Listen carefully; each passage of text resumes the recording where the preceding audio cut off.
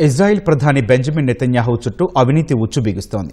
తనపై ఉన్న అవినీతి కేసుల విచారణలో భాగంగా మంగళవారం ఆయన టెల్ అవీవ్ కోర్టుకు హాజరై సాక్ష్యం ఇచ్చారు. అయితే ఈ విచారణను నిలిపివేయాలంటూ నెతన్యాహు పెట్టుకున్న అభ్యర్థనపై నిర్ణయాన్ని ఇజ్రాయెల్ అధ్యక్షుడు ఇస్సాక్ హెర్జోగ్ వాయిదా వేయడం అంతర్జాతీయంగా చర్చనీయాంశమైంది.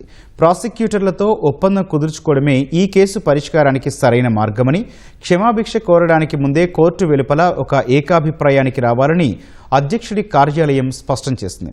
అమెరికా అధ్యక్షుడు డొనాల్డ్ ట్రంప్ ఈ కేసును ముగించాలని పదే పదే కోరుతున్నప్పటికీ హెర్జోగ్ చట్టపరమైన ప్రక్రియకే మొగ్గు చూపడం నెతన్యాహుకు ఎదురుదెబ్బగా మారింది. తనపై ఆరోపణలు తొలగిస్తేనే దేశం ఐక్యంగా ఉంటుందని నెతన్యాహు వాదిస్తున్నప్పటికీ అటు యుద్ధం, ఇటు స్వదేశంలో ఎన్నికల వేళ ఈ విచారణ ఆయన రాజకీయ భవిష్యత్తును సవాల్ చేస్తోంది. లంచం, మోసం, విశ్వాస ఉల్లంఘన వంటి తీవ్రమైన ఆరోపణలు ఎదుర్కొంటున్న నెతన్యాహు కోర్టు ద్వారా ఈ గండం నుంచి బయటపడతారా లేక ఒప్పందానికి దిగి వస్తారా అన్నది ఇప్పుడు ఆసక్తికరంగా మారింది.